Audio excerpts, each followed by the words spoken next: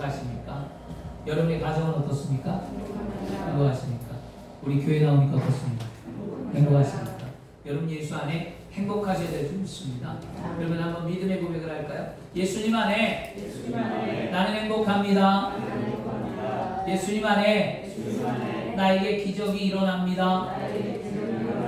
아멘. 믿음대로 될 줄 믿습니다. 믿음이 없이는 하나님을 기쁘시게 못하나니 하나님께 나아가는 자는 반드시 그가 살아계신 것과 그를 찾는 자들에게 상 주심을 믿어야 할지니라. 히브리서 11장 6절이었습니다. 하나님은 어제나 오늘이나 동일하시고요, 과거의 하나님이 아니라 현재 살아계시는 나의 하나님이 되심을 믿습니다. 그 하나님을 믿고 의지할 때 우리는 천국에 가는 거였어요. 오늘도 그 살아계신 하나님 앞에 기쁨으로, 감사함으로, 즐거움으로 예배하시기를 축원합니다. 오늘 제목이 뭐냐면 따라하겠습니다. 하나님이 쓰시는 믿음의 일꾼은 후회가 아니라 회개하는 사람이다. 아멘. 오늘 나는 하나님 앞에 나와 늘 후회를 하고 있는지, 아니면 나는 하나님 앞에 나와 회개를 드리고 있는지 오늘 말씀을 통해서 깨달으시기를 바랍니다. 오늘 이 말씀을 깨닫기 전에 우리는 가나안에 대해서 알아야 됩니다. 성경은 이스라엘 백성들이 가나안 땅에 정착해서 가나안의 이야기거든요. 전부 다. 그러면 가나안이 도대체 뭘까? 생각해 보셨습니까? 왜 하나님은 가나안이었을까요? 저는 이걸 좀 한번 생각해 봤는데요. 사사기는 하나님께서 허락하신 가나안 땅을 정복해서 이스라엘 민족이 삶을 살아가는 터전의 이야기입니다. 그리고 하나님께서 허락하신 이 가나안 땅은 어떤 땅이었을까?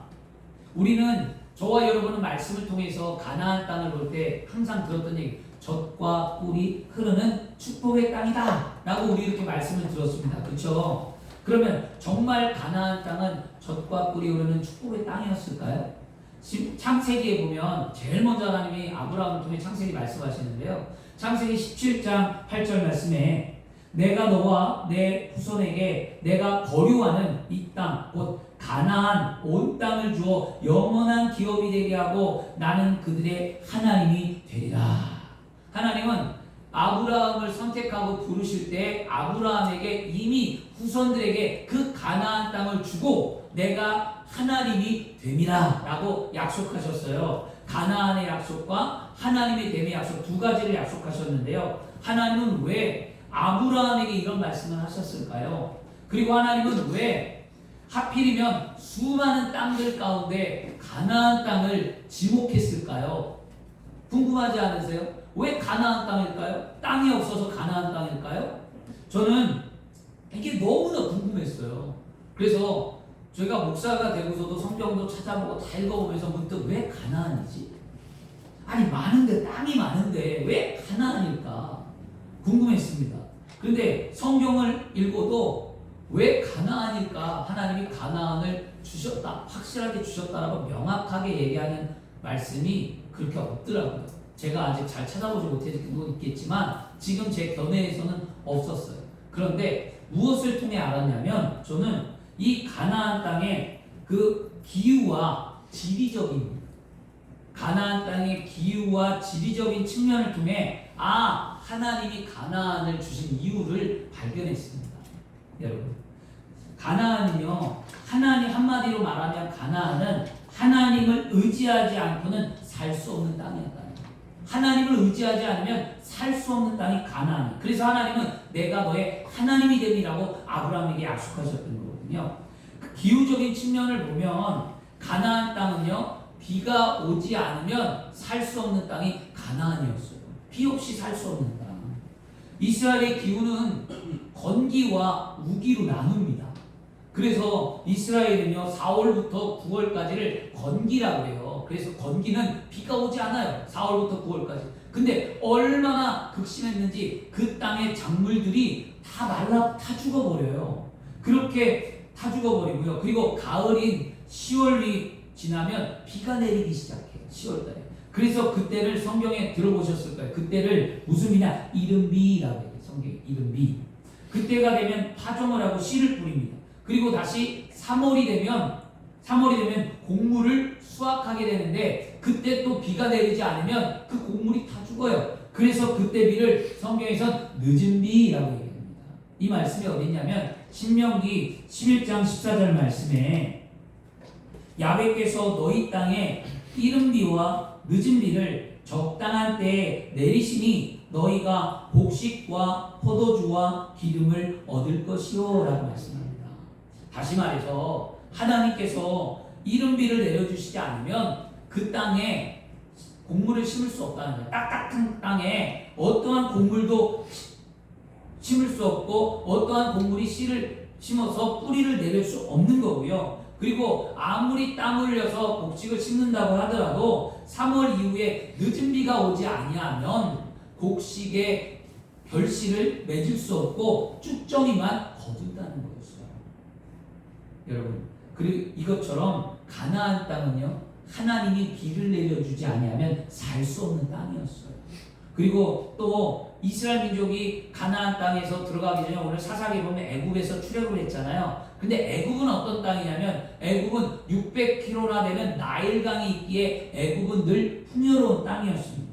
그래서 우리 흔히들 성경 말씀을 들을 때 애굽은 세상이다라고 비유하고요. 그 다음에 광야는 우리 인생이라고 비유하고요. 가나안은 우리가 가야 할 천국의 여정이라고 우리는 비유에 대해서 설교를 많이 들었습니다.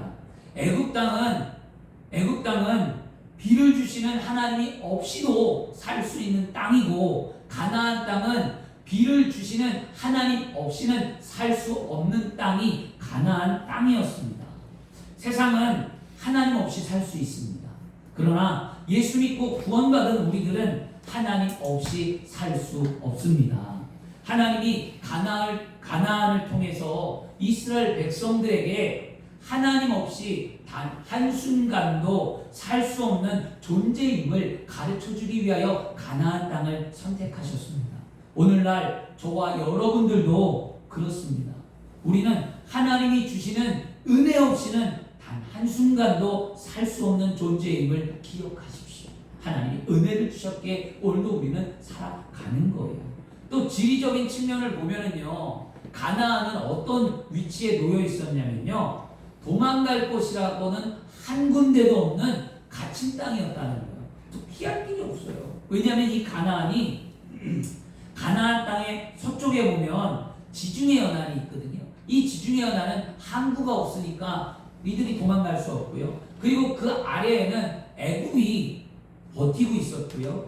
또 그 위에는 아람이라는 그 민족이 버티고 있었고요. 그 다음에 요단강 건너편으로는요, 오른쪽에는 암몬과 모압과 에돔 족속이 살고 있었어요. 그래서 이 가나안은요, 도망을 갈래야 갈 수 없는 갇힌 땅이었다는 거였어요. 그렇다면 이 갇힌 가나안 땅에 젖과 꿀이 흐르는 땅이라고 말한 이유가 무엇이었는가? 신명기 13장 7절과 8절 말씀에 하나님은 모세를 통하여 이렇게 말씀하셨습니다. 곧 내 사방을 둘러싸고 있는 민족, 곧 내게서 가깝든지 내게서 멀든지 땅이 티끌에서 저 끝까지에 이르는 민족의 신들이 우리가 가서 섬기자 할지라도 너희는 그들을 따르지 말며 듣지 말며 궁일이 여기지 말며 애석히 여기지 말며 덮어 숨기지 말고 라고 말씀합니다.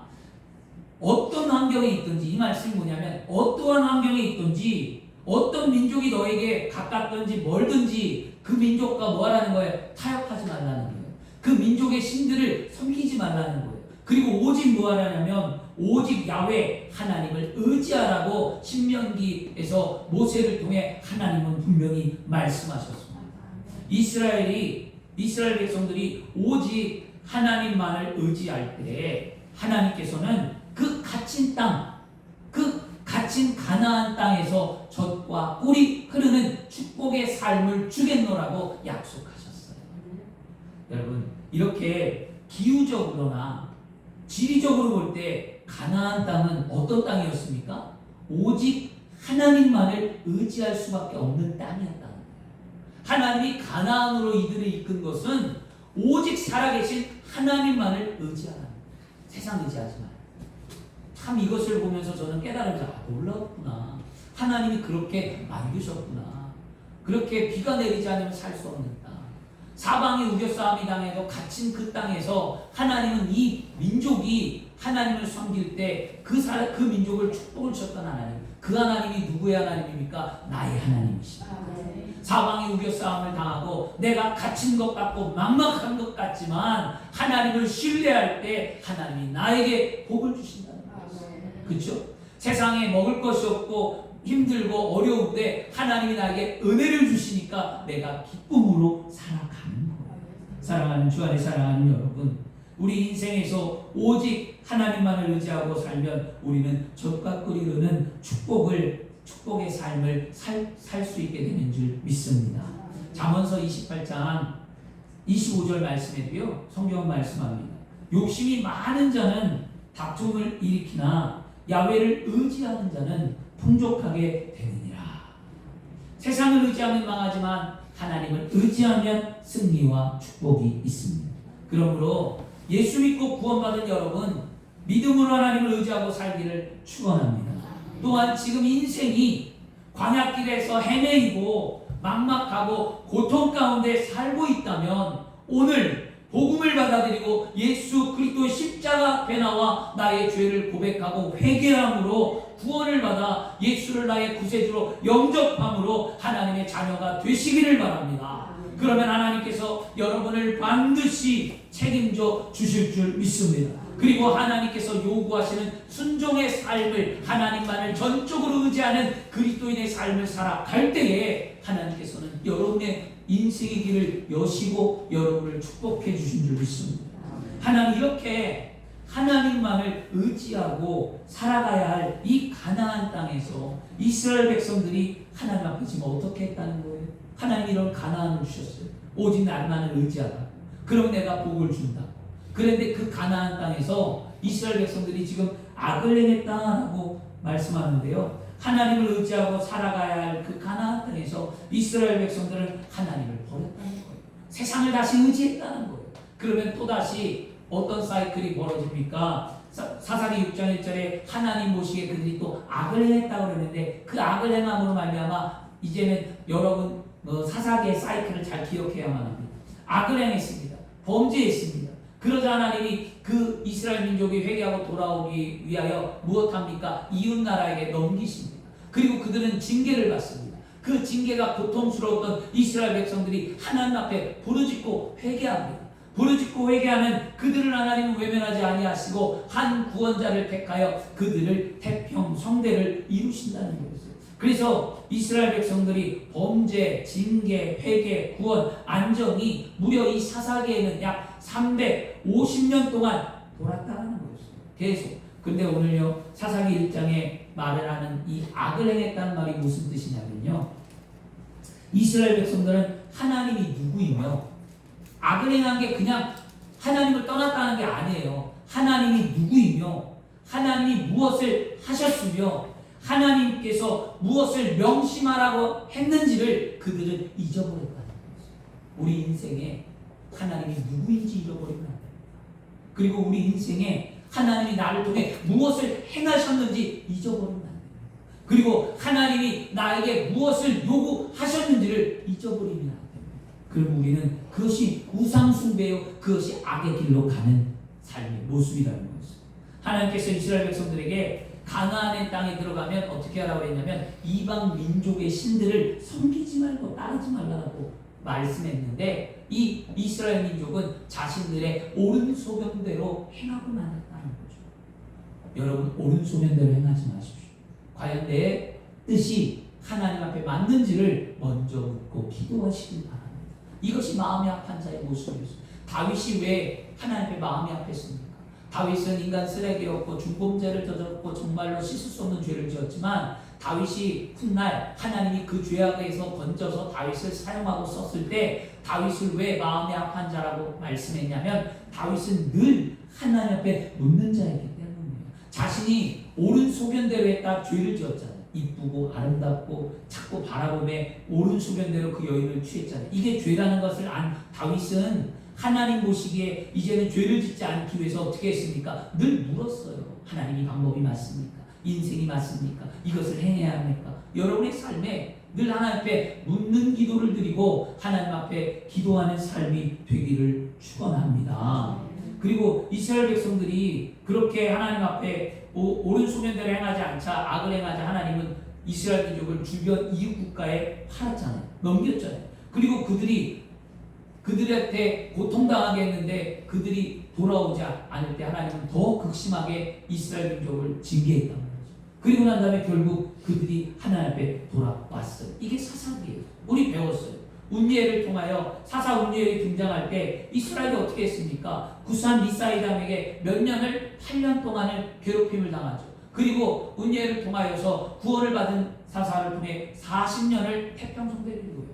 그 한 시대가 또 끝나고 난 다음에 이스라엘 또 악을 행하자 왼손잡이 에웃이라는 사사가 두 번째 사사가 등장하잖아요. 그 사사가 등장할 때는 모압 에글론에 의해서 무려 18년 동안 고통을 당합니다. 그런데 이 왼손잡이 에웃을 통해 구원을 하고 난 다음에 80년을 태평성대를 주었어요. 그리고 세 번째 사사 삼갈이 등장할 때 그 삼갈은 몇 년을 누구에게 고통받았고 몇 년을 태평성대를 이루었다라는 성경이 없어요. 그냥 사사였습니다.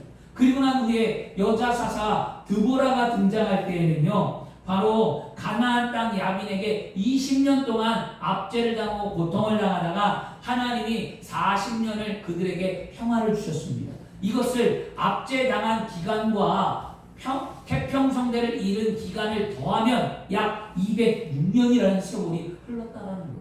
206년 동안 계속해서 이스라엘이 그랬다는 거거든요. 그러면 여러분, 저는 206년 사실 그 시간보다 더 많은 시간이 흘렀다고 생각을 해요. 왜냐하면 이스라엘 백성들이 하나님께 범죄한 기간은 기록이 없어요.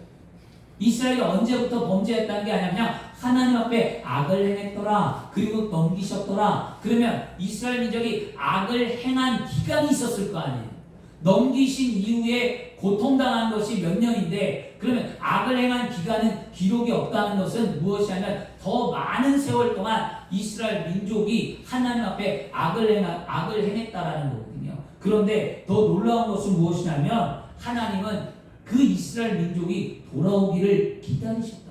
이게 좋으신 하나님이었어요.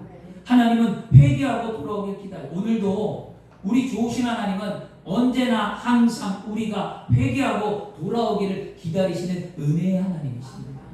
이스라엘 민족을 기다리다가 악을 행하고 세상으로 나가고 죄를 전하는 그들을 기다리다가 더 깊은 수렁에 빠지니까 그들을 가만히 내버려 둘 수 없게 하나님이 이제는 이웃 나라에게 이스라엘을 넘겨서 그들을 징계를 받게 하고 그들이 돌아오게 만드셨잖아요.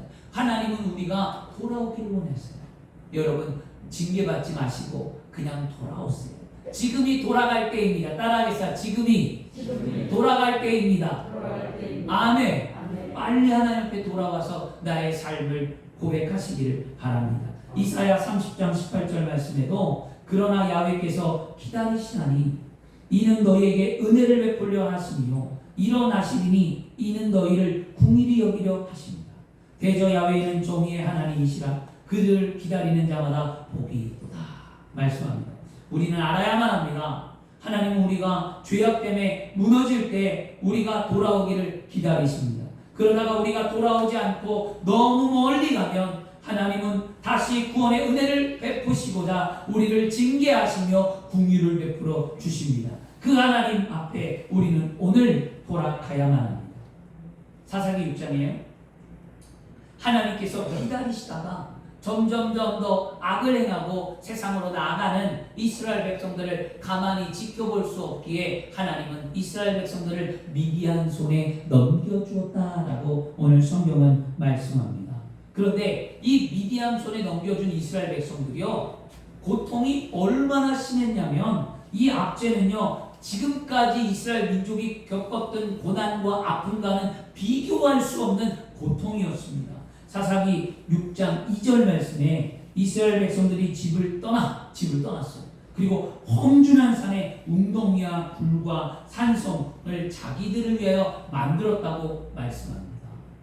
얼마나 삶이 고통스러웠으면 이렇게까지 행했냐고 삶이. 이 미디안은 정치적인 지배는 관심이 없었어요. 미디안은 오직 경제적인 착취에만 관심이 있었어요. 그래서 그들은 땅의 곡식을 약탈하는 일에만 집중했습니다. 왜냐하면 미디안은요 유목민족이었기 때문에 하나님에 정착하는 민족이 아니었기 때문이었습니다. 근데 이 성경에 미디안에 대해서 많이 나오잖아요, 여러분. 이 미디안 족속이 누구냐면요, 창세기 25장 1절과 4절에 보면 미디안의 조상이 나옵니다. 미디안은 아브라함의 부처 구드라에서 난 후손들이다. 아브라함의 부처 구드라에서 났어요. 그런데 그들이 하나님을 잘 섬겨서 이스라엘 민족과 융합했으면 좋았을 텐데 그들이 하나님의 혈통으로 아브라함의 혈통으로 낳긴 낳지만 그들이 훗날 어떻게 했습니까? 하나님을 버리고 그들은 우상을 택하고 세상을 섬기게 되어버렸어요. 그래서 여러분 또 그 미디안 족속이 나중에 어떻게 되냐면 창세기에 보면 요셉이 팔려갈 때 누구에게 팔려갔습니까? 미디안 상인에게 팔려갔어요. 그들이 유목민족이기 때문에 그런 교류를 하는 민족이었습니다. 그리고 그들은 광야의 길에서 유목민족으로 살 때 출애굽기에 보면 출애굽기 또 2장 15절과 22절에 보면 모세가 도망해서 간 광야가 어디죠? 애굽에서 도망한 광야가 미디안 광야였습니다. 그 미디안 광야에서 만난 사람 바로 장인 이드로를 만나고 십보라와 결혼을 했잖아요. 그게 미디안이었습니다. 근데 그 미디안이 하나님을 잘 섬긴 민족은 아니었어요. 나중에는 아주 죄악 덩어리고 악의 근원이 되었는데요. 민수기에 보면 31장 1절과 12절에 이 미디안 족속이 훗날 모압 족속과 동맹을 맺어서 늘 이스라엘을 공격하고 이스라엘을 힘들게 하는 민족 가운데 하나가 되었습니다. 그 미디안 세력이 지금 어떻다는 거예요? 점점 세력이 강성해져서 지금 이스라엘 민족을 사사기에서 7년 동안 이스라엘 민족을 괴롭혔다는 거였어요. 이 7년의 괴롭힘이 얼마나 극심했는가. 지금 그들이 산으로 도망갔잖아요. 그 웅덩이를 팠잖아요. 삶이 비참했잖아요. 그런데 그 비참한 삶이 왜 그런가 봤더니 사사기 6장 4절과 5절에 말씀하기를 진을 치고 가사에 이르도록 토지 소산을 멸하며 이 미디안 족속이요 아말렉과 연합해 들어올 때 이 토지를 다 멸했습니다. 가나안 땅은 비 없이 살 수 없는 땅이라고 했잖아요. 가나안 땅은 건기와 우기가 있다고 그랬잖아요. 지금 가나안 땅은 지금 우기 시절에 곡식을 거둬들이는 수확의 시절이었어요. 그런데 그 수확의 시절에 이들이 이 토산에 있는 것을 다 걷어가고 멸했으면 가나안 땅은 지금 황폐해 버리거든요. 그럼 이스라엘 민족은 무엇을 먹고 살아갑니까? 그렇잖아요. 건기 때 그들은 굶어야 되는 거예요. 3, 4, 5, 6, 7, 8, 9 7개월을 그들은 못 먹고 사는 거예요. 얼마나 비참하겠냐고요.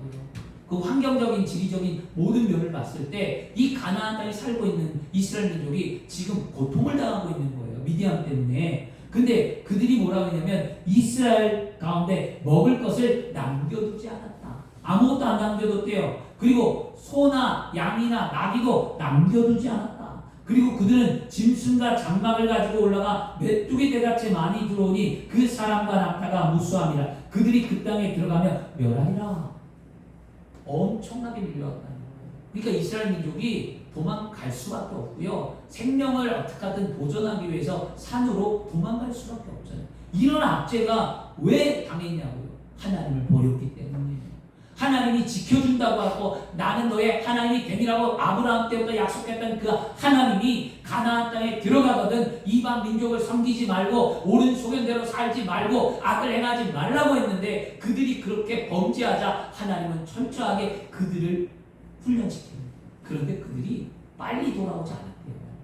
7년 동안 이런 삶을 살았어요. 미련하잖아요. 너무 미련하잖아요. 7년 동안 이런 비참한 삶을 살았다는 거죠. 그런 가운데 먹을 것도 남겨두지 않고 이스라엘 백성은 굶주렸고 땅을 수탈당했고 어떻게 이런 환경에 살 수 있겠냐. 차라리 죽으라는 것과 마찬가지잖아요. 이 미디안은 이렇게 냉혹했습니다. 그 삶이 너무나 힘든 이스라엘 백성들이 막 이제는 견디다 못해 결국 하나님 앞에 뭐 한 거예요? 부르짖었대요. 사사기 6장 6절에 이스라엘이 미디안으로 말미암아 궁핍함이 심한지라. 이에 이스라엘 자손이 야훼께 부르짖었더라. 그런데 여러분 여기서 한 가지 이제 여러분이 잘 생각해 보셔야 합니다. 여기서 한 가지 이스라엘 민족이 부르짖었는데 이전과 다르게 하나님은 부르짖을 때 누구를 세웠어요? 구원자 사사를 통해 그들을 건졌습니다. 그런데 오늘 이 6장에는 하나님 앞에 부르짖는 그들에게 하나님은 사사를 보내지 않았어요. 누구를 보냈냐? 선지자를 보냈어요. 왜 하나님은 이스라엘 민족에게 선지자를 보냈을까요? 선지자를 보내서 왜 미디안에게 압제를 당했는지 먼저 알려주기 위해 선지자를 보냅니다. 사사기 6장과 7절에 이스라엘 백성들이 회개를 했어요. 하나님께 부르짖은 건 회개잖아요. 근데 이 부르짖음이 참된 진정한 회개의 모습이 아니라 하나님 말씀해줘요. 후회하는 모습이다. 너희들의 회개는 진정한 회개가 아니라 후회에서 나오는 거다. 그러면서 그거를 일깨워 주기 위해 선지자를 보냅니다. 그래서 사사기 6장과 오늘 6장 8절에서 10절에 선지자를 보내서 하나님이 말씀하신 것을 우리는 오늘 꼭 기억해야만 합니다. 거기에 보면 하나님이 하신 것과 이스라엘 백성들이 한 것을 구분해 놓았어요. 그 말씀에 하나님이 하신 것이 무엇이냐면 내가 너희를 애굽에서 그 종살인에서 건져서 자유케 한 사람이 자유케 하는 것이 나다. 하나님은 분명히 말씀하고요. 내가 너를 모든 압제에서 건졌다. 지금까지 내가 200년 동안 직잖아요. 200년 동안 내가 너를 이 압제에서 건지고 적들을 몰아내주고 너희를 행복하게 해줬다. 그 말이었어요. 그리고 내가 뭐라는 거야? 하나님이라. 그런 내가 야훼도 내가 너의 하나님이 되니까 너희들은 나를 어떻게 하라는 거야? 순종하라. 라고 지금 말씀했고요. 그리고 그 순종을 나는 받아도 되니까 너희들은 잊지 말고 너희들은 반드시 내 말을 따르라. 이게 반복해서 나와요. 그래서 나는 너희에게 다른 신과 우상을 섬기지 말라고 말하지 않았느냐라고 가르쳐 줘요. 그런데 그런 하나님 앞에 이스라엘 민족은 어떻게 했는가? 오늘 보니까 너희는 내 목소리를 듣지 아니하였다. 듣지 아니하였다는 거예요. 다시 말해서 하나님은 늘 이스라엘 백성들이 악으로 행하는 가는 모습을 그냥 보고 있지 아니하고 악으로 할 때마다 하나님은 선지자를 통해 예배하는 삶을 통해 늘 말씀하고 가르쳤는데 그들이 청종하여 듣지 아니하고 악을 행했다는 거예요.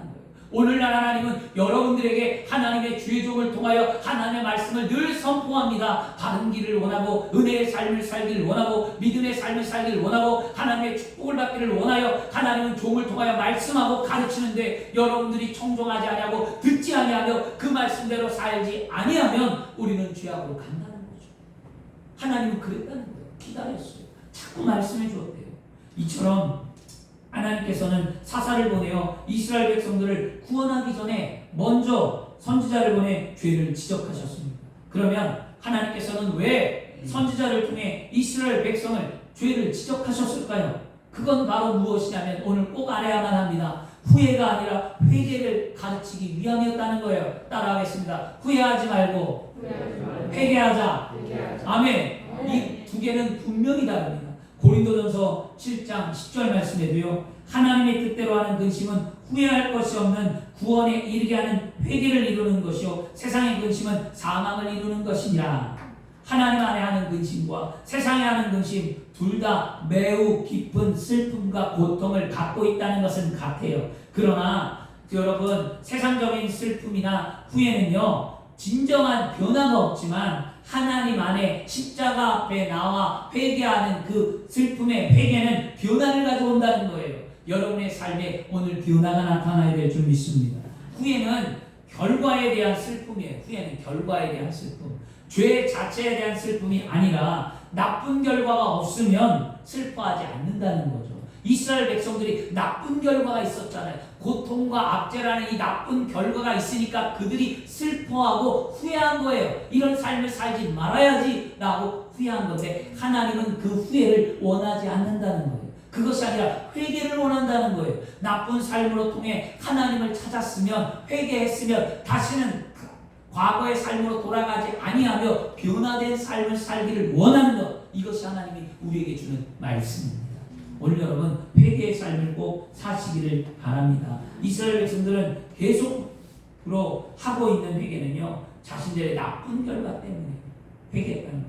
이스라엘 백성들은 죄가 무엇이며 어떻게 하나님을 슬프게 했고 자신들이 하나님과의 관계가 어떻게 훼손되었는가에 대한 슬픔은 없고 단지 자신의 현실의 삶의 모습에 대한 탄식만이 자신의 삶의 지금 아픔과 고통의 후회만을 지금 하나님 앞에 부르짖었다는 거예요. 주 안에 사랑하는 여러분, 우리는 후회가 아니라 회개를 해야만 합니다.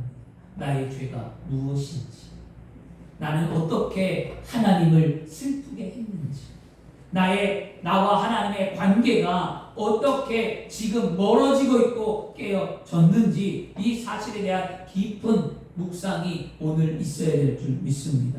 후회의 초점은요, 바로 세속적인 거예요. 후회는 죄가 하나님과의 관계에서 어떤 영향을 주었는데 초점에는 관심이 없어요. 그러므로 결과가 사라지면 예전과 똑같은 행동을 하는 삶을 바로 후회하는 삶이라고 얘기하죠.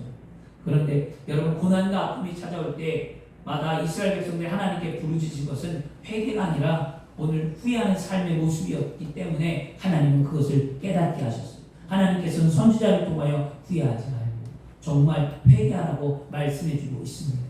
주 안에 사랑하는 여러분, 우리는 하나님 앞에 매일 예배에 나와 후회하고 계십니까? 아니면 회개하는 삶을 살고 계십니까? 세상적인 슬픔에는 후회가 계속 남는 반면에 십자가 앞에 나와 회개하는 것은 과거에 대한 후회가 여러분 완전히 사라집니다. 이제는 다시는 그런 삶을 살지 않는 거죠. 만일 하나님 앞에 나와 위로받기를 거절하는 사람이 있다면, 오늘 고통과 아픔의 삶 속에서도 하나님을 믿지 않냐고 세상을 의지하는 사람이 있다면 그 사람들은 그 마음에 하나님의 위로받기를 거절하는 대신에 다른 것을 채우는 거죠. 그게 무엇입니까? 여러분, 친구나 직업이나 가정이나 돈으로 살 수 있는 술과 도박과 음란 등 이런 것들을 통하여 자신의 삶의 힘듦과 어려움을 해결한다면 그것이 곧 우상입니다. 그 우상의 자리를 여러분 무너뜨리고 그 속에 다시 말씀으로 하나님의 은혜로 채우셔서 승리하는 삶이 되어야 될 줄 믿습니다. 후회는 이거예요. 후회는 어떻게 내가 상처받았는가? 후회는 하나님의 창조주 구속자 되심이 어떻게 나를 짓밟았는가? 하나님의 반복적인 구원의 역사를 우리가 어떻게 소홀히 여기고 있는가를 생각하지 않아요. 후회는 그냥 자신에게만 생각해요. 내 삶이 어떻게 망했는가? 내가 어떻게 아픈가? 나 중심으로 생각하는 건 후회. 그러나 하나님의 중심적으로 생각하는 것은 회개라는 거죠. 하나님이 어떻게 슬퍼할까? 창조주 하나님과 내가 구속자가 왜 어떻게 내가 그들의 마음을, 하나님의 마음을 아프게 했는가? 하나님의 반복적인 구원의 역사를 나는 왜 잊어버리고 살았는가? 이게 진정한 회개입니다. 하나님이 이스라엘 백성들에게 하나님의 선지자를 보낸 목적이 무엇인가? 이스라엘 백성들이 후회를 넘어서 회개를 이끌기 위함이었습니다. 오늘 우리는 결론적으로 무엇을 배워야만 합니까? 믿음의 삶을 사는 것은 후회가 아니라 회개하는 삶이라는 것을 배우시기를 바랍니다. 그러기 위해 우리는 어디에 나와야 합니까? 예배 자리에 나와야 돼요. 선지자를 통해, 말씀을 통해 하나님이 이스라엘 민족을 깨닫게 했다면 여러분들이 어디에 나와 내가 후회하는지 회개하는지를 알아야 합니까? 예배하는 자리에서 하는 거예요. 하나님의 말씀을 듣는 자리에서 하는 거예요. 오늘 저와 여러분이 말씀을 들었다면 내 삶 속에서 어떤 삶을 살아야 하는지 깨달으시기를 바랍니다. 믿음의 정체가 있어서는 안 됩니다. 믿음의 정체 상태가 뭡니까? 믿음의 정체 상태는 늘 반복적인 거예요. 한번 회개하고 기도하고 또 반복하고 또 반복하고 또 반복하는, 이거는 믿음의 정체예요. 이게 보면 누가 하냐? 믿는 자들이 이거 많이 해요. 죄 짓지 말아야지. 하나님과 멀어지지 말아야지. 하나님, 내가 오늘 남을 사기치지 않겠습니다. 한번 용서해 주세요. 이렇게 회개했어요. 그리고 또 다른 사람을 사기치고 나쁜 짓을 하고, 하나님, 내가 음란하지 않겠습니다. 했는데 또 음란하고, 하나님, 내가 술 먹지 않겠습니다. 하는데 또 술 먹고, 이 쳇바퀴를 계속 도는 삶은 믿음의 정체 상태예요. 이거는 후회하는 삶을 살아가는 거지 회개하는 삶이 아니라는. 회개라는 건 무엇이냐면 분명히 알아야만 합니다. 내가 살아가는 영적 구덩이 속에 날마다 내가 빠질 때 그 횟수가 줄어드는 게 회개예요. 10번을 빠졌는데 회개하는 삶은 7번이 되고 6번이 되고 4번이 되고 이렇게 줄어들다가 완전히 하나님의 삶의 모습으로 돌아가는 게 진정한 회개의 모습이라는 거였어요. 제가 예전에 담배를 끊을 때 그랬어요. 담배를 피고 담배를 끊을 때 담배를 못 끊겠더라고요. 담배를 피면 또 피고 싶고 피면 내가 예수를 믿으면서도 이게 힘든 거예요. 제가 신학교 다닐 때 담배를 끊었는데요. 신학교 1학년 때까지도 폈어요. 근데 그게 너무 죄스러운 거예요. 이게 말씀을 듣고 대하면 죄스러운데 담배를 안 피면 이 니코틴 때문에 못 견디겠는 거예요. 그래서 담배를 피고 한 번은 한각을 뿌려서 던지고 또 했는데 나중에는 이게 너무 아까운 거예요. 하나를 피기 위해서 한각을 샀어요. 그리고 회개하고 그걸 다 19개를 뿌려버렸어요. 근데 또 피고 싶으니까 나중에 마음이 어떻게 되냐면 장롱 위에다가 한각을 올려요. 그리고 한 가지 빼다 펴. 이렇게 돼버렸어요. 그러다 나중에 제가 깨달은 게 무엇이었냐면 이건 아니다라는 거였어요. 그리고 난 다음에 내가 담배를 끊는 방법을 생각했습니다. 줄여야 되겠다. 이제 10개 한각을 피는 거에서 10개, 5개, 2개, 1개 이렇게 저는 줄여갔어요. 담배 피는 횟수를. 그리고 난 다음에 완전히 끊어버렸습니다. 그게 회개예요, 여러분. 회개가 한 번에 이루어지지 않아요. 여러분의 삶이 조금씩 변화되는 거예요. 술, 알코올 중독자가 그렇게 알코올을 끊는 거고요. 여러분, 음란 중독자가 그렇게 음란을 끊는 거고요. 세상의 즐거움을 가졌던 자들이 세상의 즐거움에서 멀어지고 하나님 안에 들어오는 게 그런 거예요. 단번에 끊는다. 할렐루야. 박수 쳐줘요. 저는 단번에. 그런데 몇 명이나 단번에 끊고 돌아오겠냐고요. 보편적인 건 아니에요. 특별한 은혜가 있지 않는 이상 단번에 끊어지지 않습니다. 단번에 끊기보다는 내가 차츰차츰 회개하며 성령의 은혜 가운데 하나님과 한 걸음 한 걸음 믿음의 삶을 살아가면서 그리스도인으로 변화되는 거 아니겠습니까? 여러분, 이 삶이 우리에게 있어요. 그러니까 부끄러워하지 마세요. 오늘도 죄 가운데 있다고 힘들어하지 마세요. 오늘 회개하고 그 죄에서 벗어나 그 죄의 횟수를 줄여가며 하나님 은혜의 삶으로 살아간다면 우리는 그리스도인이 반드시 될 수 있습니다. 하나님은 그걸 원하는 거예요. 반복적인 삶을 살지 말라는 거예요. 그건 회개가 아니라 후회라는 거예요. 이스라엘 백성들이 그렇게 살았다는 것을 말씀을 통해 보여주고 있잖아요, 여러분. 오늘부터 진정한 회개의 삶을 살아가기를 그리스도의 이름으로 축원합니다. 기도하겠습니다. 좋으신 아버지 하나님 감사합니다. 아버지 하나님 믿음의 일꾼은